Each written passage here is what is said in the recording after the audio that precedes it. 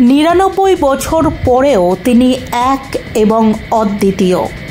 আজ ৩রা সেপ্টেম্বর বাংলা সিনেমার কিংবদন্তি উত্তম কুমারের জন্মদিন। জন্মের প্রায় ১০০ বছর পার হয়ে গেলেও তার জনপ্রিয়তা, তার ম্যাজিক আজও একই রকম টাটকা।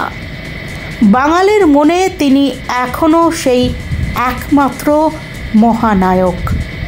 ৩রা সেপ্টেম্বর সেই মহানায়ক উত্তম কুমারের ১০০তম জন্মদিন। চির অম্লান মহানায়কের জন্ম শতবর্ষ বুধবার সারা বাংলা জুড়ে শ্রদ্ধা ও আবেগের আবহে পালিত হচ্ছে। ঠিক সেইভাবেই টালিগঞ্জে federation of technician and workers of eastern India তরফ থেকে উত্তম কুমারের মূর্তিতে মাল্যদান করে শ্রদ্ধা জ্ঞাপন করেন ফেডারেশনের সভাপতি স্বরূপ বিশ্বাস।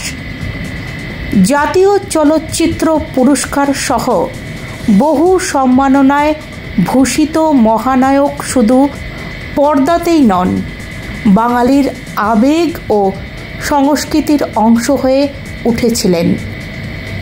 আজ দুপুর 2টো নাগাদ ফেডারেশনের সভাপতি স্বরূপ বিশ্বাস বলেন, federation of senior technician and workers of east ইন্ডিয়ার পক্ষ থেকে তাকে শ্রদ্ধার্ঘ্য জানালাম। এবং সারা বছর ধরেই আমরা আমাদের যে গর্ব, আমাদের এই ফিল্ম ইন্ডাস্ট্রি যাকে নিয়ে গর্ব করে, যাকে আজকে টলিউডকে সারা ভারতবর্ষ তথা পৃথিবী চেনে, সে আমাদের প্রিয়, আমাদের আবেগ, আমাদের নস্টালজিয়া, সেই উত্তম কুমারকে নিয়ে সারা বছরই আমরা বিভিন্ন অনুষ্ঠান করব, অনুষ্ঠান সূচি আমরা করব। এবং আগামী বছর এই দিনে আমরা একটি বড় ফেডারেশনের পক্ষ থেকে অনুষ্ঠান করব আমাদের প্রিয় আবেগ উত্তম কুমারকে সম্মান জানানোর জন্য।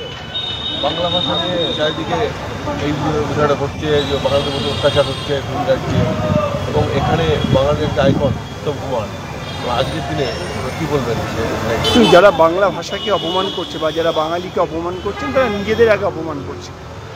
এবং বাংলা ভাষা হচ্ছে আমাদের মাতৃভাষা, মাতৃদুগ্ধের সমান। যারাই বাংলা ভাষাকে অপমান করছেন তাদের বিরুদ্ধে আমরা সোচ্চার হয়েছি অলরেডি, ফেডারেশনের পক্ষ থেকে আমরা বারবার বলেছি, এবং উত্তম কুমারকে তো সামনে রেখে আমরা এটাকে আরও এগিয়ে নিয়ে যাব।